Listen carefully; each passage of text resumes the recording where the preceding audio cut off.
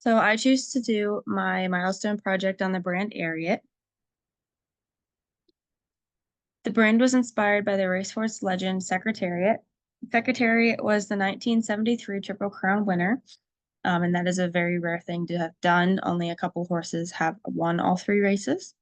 And he had physically had a big heart and a competitive spirit, which motivated the name of the company. And that second half of his name is where that name comes from. So the company overview. Ariat was founded in 1993 as the new breed of boot. They were the first to integrate athletic footwear technology into equestrian boots, so making them more of an athletic type of footwear that is more comfortable for the sport.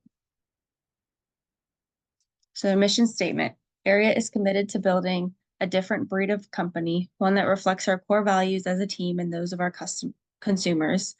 Our company values a commitment to innovation, quality, integrity, teamwork, and respect. Their vision statement. We believe our values are what set us apart and have helped build Ariat into one of the top equestrian outdoor and work brands in the world. Product quality is non-negotiable, and so is our collaborative culture and giving back to the communities we serve. So the types of products that they offer boots. They offer a couple different types of boots. They offer cowboy boots and then English equestrian boots, which are pictured on the right. They offer shoes, which are more like work boots, different clothing. So there'll be pants, shirts, jackets, things like that. And then they have belts, gloves, other accessories, like helmets. They also have pet accessories like leashes, vests, collars, things like that. So their current market share is $324.5 million. And they have a 17.86% employee growth. So currently their digital media presence, they have a website that they're very active on. They have blogs on there, as well as where you can shop and just kind of the history of the company. They have social media. They have Instagram, Facebook, and TikTok. Instagram and Facebook, I believe, are more prominent right now, and TikTok's kind of getting underway. They provide discounts and perks for joining their area insiders for free. So it's a free thing to join. We're able to get discounts and different things like that to bring customers back. And then their products are also available for purchase at many different online stores, such as Boot Barn and Cabela's.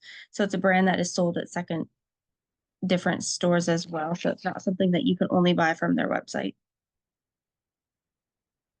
So some other marketing mediums that they take part in, they set up booths at trade shows and events, such as Quarter Horse Congress. And then they have print media and magazines. It seems like magazines for a lot of other companies are not as prominent anymore. But me personally, I'm involved in the horse industry, and that target audience does still look at magazines and things like that, more of an old school type of audience that they are targeting. So it does still make sense to have print medias and magazines. They do radio advertising, and then they also do sponsorships with PBR, which is bull riding, and then AQHA, which is Quarter Horses Association. So their target consumer are primarily adults who are aged 18 to 45 in the equine and the work industry. The equine industry is more focused on the riding, and then work industry would be like those work boots, cowboy boots, things like that. They do have child sizes as well, but obviously the parents would be the ones who would be buying those for them. Their target consumer is men and women, but primarily women, just because women tend to be more active in the horse industry than men. But it is branching out with more of the cowboy boots, just that country lifestyle as that is expanding. People who have a higher income as products are of high quality and are a little bit more pricey than other items. And that I believe that this is an accurate demographic, as I'm, again, involved in the equine industry and see that this is the correct age range, and that comparing prices with other brands that offer similar things at a lower quality, you are paying for the quality. And I would say that the consumer for English riding attire and boots are more women, and then the men would be more that Western and work boot type of product. So my hypothesis here I believe that their current marketing strategies are current and relevant for their audience that they are targeting, while other companies may not be successful with print media magazines. Like I said, the farmer, equestrian, and blue collar workers of America, the area targets, normally take the time to look through magazines, myself included. Their social media posts are not all product based, but they do cover more the lifestyle of their brand, which I think is a great tool to kind of reach different audiences. Maybe somebody who's interested in wearing cowboy boots, but's not in the industry where they raise cattle or they ride horses. So they're able to branch out to different audiences and kind of have a wider range of consumers. So here's my customer journey map. I kind of mapped it out similar to how we discussed in the course. Um, so awareness, first, the customer realizes the area exists is by discovering content produced by the company, and this could be digitally, or if they are at an equine show or they're at a bull riding event and they see the brand advertised on riders or on in booths. And then they kind of gravitate towards that and kind of find out what the the company is and what they offer.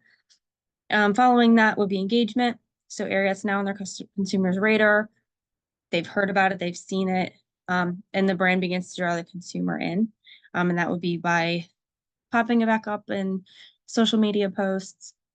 Maybe they see an email here or there, but they're more on their radar and they see them more often now. Following that would be subscription. So the consumer has like their interaction with area. Maybe they haven't bought anything yet, but they're wanting to find out more. Maybe they're saving things in their cart and shopping online. Beyond that is the conversion. So now people have enjoyed their subscription. Maybe they bought something and they want to buy more things. So they're going to increase their commitment to the company and the brand. Following that will be excitement. That area it turns a happy purchase into an excited customer through increased value within the brand. Following that will be the ascension period, where area customers are now excited with the brand. They start to buy a variety of products from the brand, such as boots, jeans, and accessories. Maybe they bought a pair of boots first, and then now they're looking at different pants that they offer, or maybe a hat or gloves or things like that, where they can expand their variety on the products. After that would be advocation. So area customers are now loyal and they start to turn their friends and family towards the company. They're able to tell them that this is a high quality brand. They have a lot of variety and to lead them towards the brand and the company. And then following that will be the final part of promotion, where consumers are now starting to go out of their way to bring new customers to area. So whether that be posting things about the products, further drawing people into the brand, maybe wearing the products more often, and making it a point to show that this is a good brand and that they enjoy the products that they bought. So the value proposition. Ariat has worked with biomechanical engineers to produce products that are crafted to be durable, functional, and fashionable.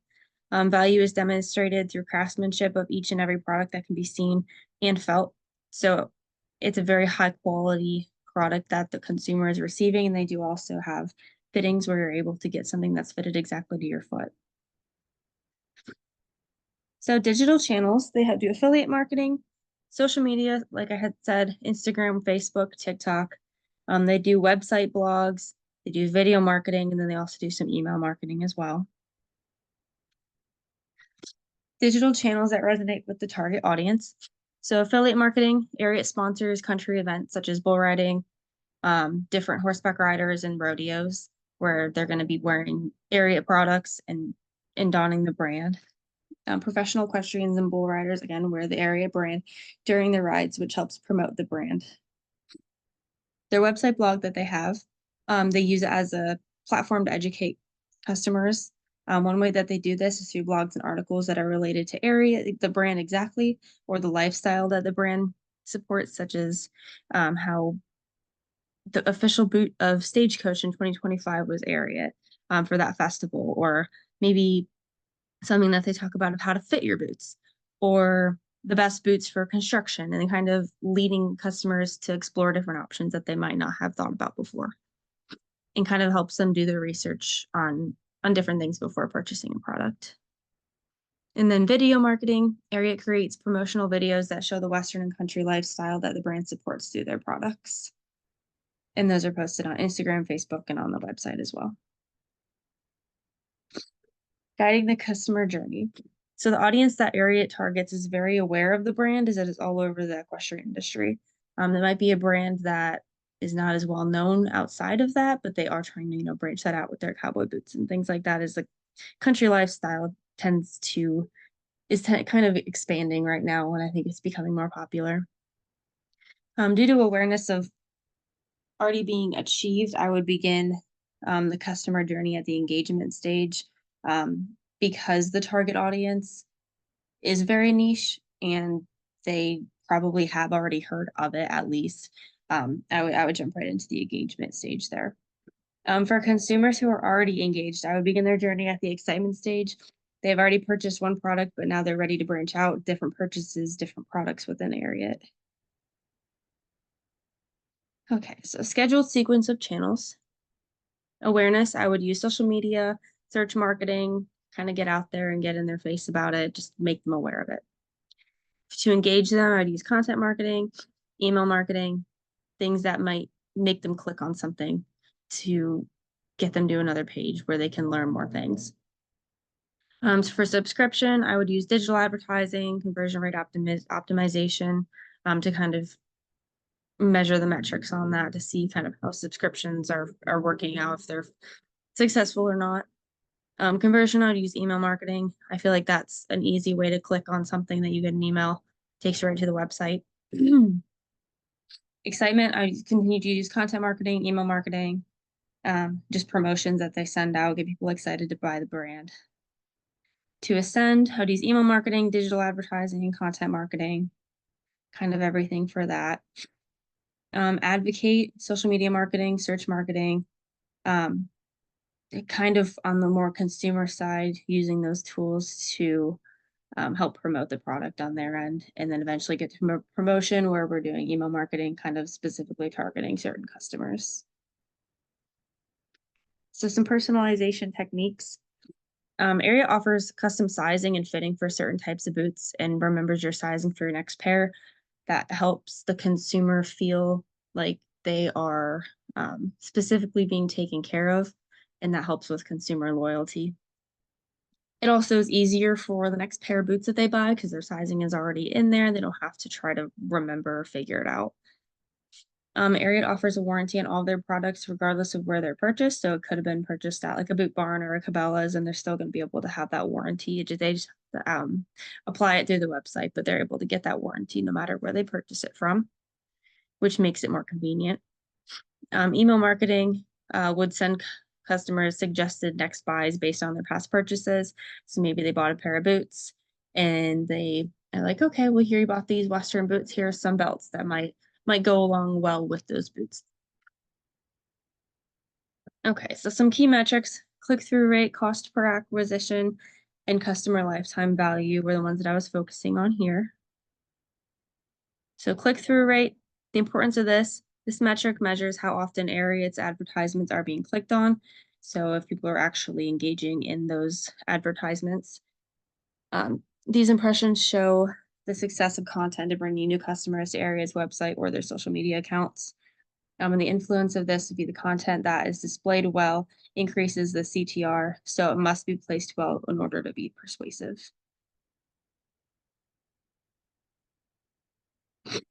The cost per acquisition. So the importance of this would be to understand the cost that it takes to acquire a new customer that will pay for your products. So obviously we want to get people onto the website, and that's the first step, but then the next step would be, what do we need to do to actually get them to purchase a product?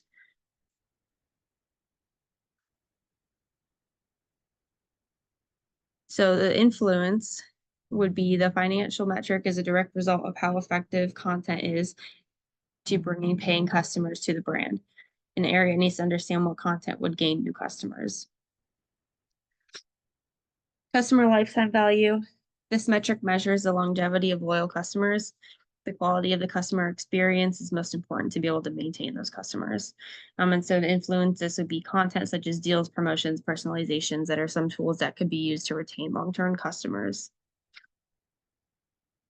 So out of those, the top metric that I would say is considered to be most effective would be the cost per acquisition, because this metric is the most important indicator of overall success for the budget of marketing. So if we're putting money into the marketing plan, what are we getting out of it? And that is what this measures. Okay, so for team involvement, we'd have the marketing manager delegating tasks to the rest of the team and ensuring that they're being completed on time.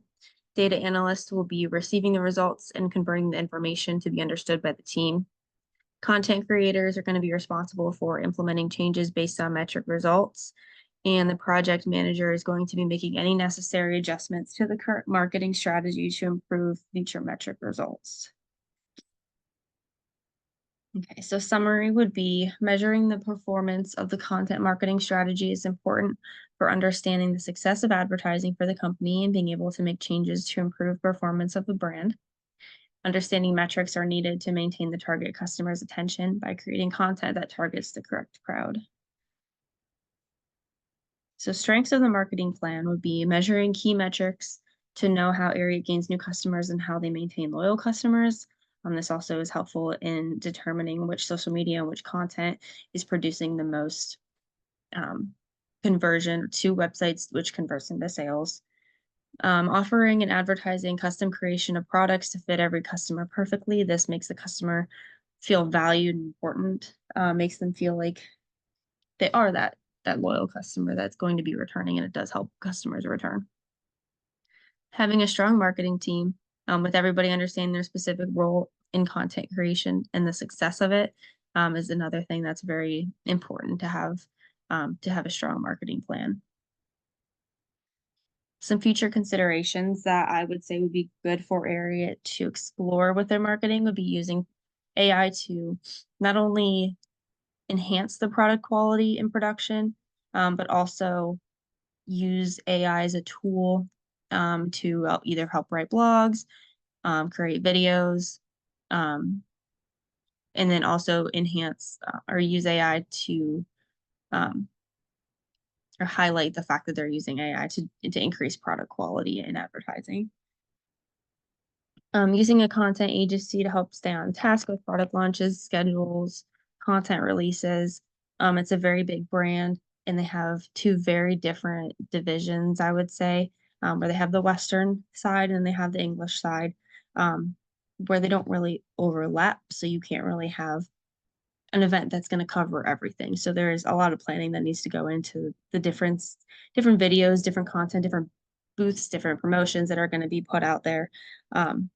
It's almost like having two different target audiences that are all under the same umbrella. So I think having a content agency, if they don't already have one, to stay on task with this would be very helpful. Also enhancing the customer journey by expanding their outreach to new people, updating the methods to grab the attention of a different audience.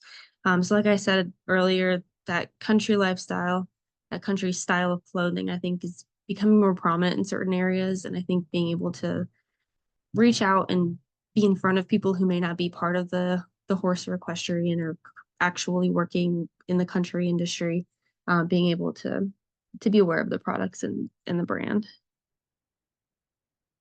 So some best practices for marketing strategy would be remaining in front of customers in a genuine way by using technology as a tool and not something that is fully relied on. I think personally, knowing farmers and knowing people who work in the equine industry, they are a little bit more old school, so they might not be as receptive to something that is a fully just technology produced item or marketing content or things like that. So I think having someone there who's going to be able to put human emotion into content in a way that AI would not be able to do would be very successful. Also remaining relevant and present without overwhelming consumers with content. They don't really flood the market with content, I don't think, but they do it in a way where it's effective without being overwhelming. And then Ariat does a great job of just kind of being stable, having loyal customers, staying in the background, but being a very prominent brand at the same time. And they're able to do this because of those loyal customers and that niche target audience. So some highlights would be the specific branding that each company creates and how they center everything that the brand does around that image that they have created. Makes it very easy to identify as a brand. So this image is what people think of when they hear the name of the brand. And then I use this in this project by ensuring that each image that I put on there followed a similar color pattern, had the subject of the images kind of displaying all those different lifestyles that the brand supports. Being very cohesive would be a good summary of that point. Brand ethics would ensure that the values of the brand are followed. If something unethical occurs, it could jeopardize how consumers view the brand and how that it could lead to a loss of business. Throughout this project, I did not find anything that went against the brand's values or was unethical by the brand that was posted. So far they're doing a good job of remaining ethical and following their values. I believe the future of content marketing is AI if used correctly, as a tool to create dynamic digital marketing images, videos, and content. And those are my resources. Thank you.